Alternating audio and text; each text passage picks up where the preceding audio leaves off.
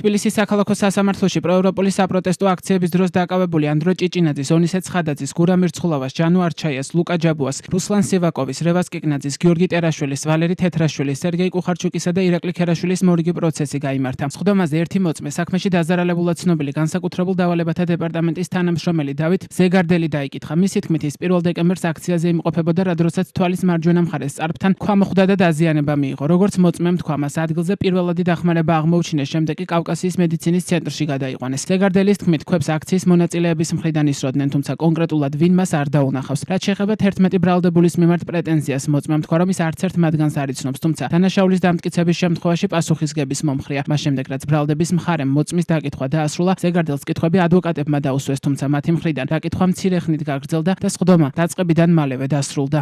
მოვიდა მოწმე, რომელიც დაზარალებლად არის საქმეში მოხსენებული, მოწმე, რომელმაც არ გაეცნო საქმის მასალებს, მოწმე, რომელსაც პრეტენზია არ აქვს არც ერთ ინდისის პატიმართან, ვინაიდან არც ერთ მათგანს არ იცნობს, ასევე არ იცის, ვინ მიაყენა დაზიანება და ასევე არ იცის, როგორ მოხდა მისი დაზიანების მიყენება.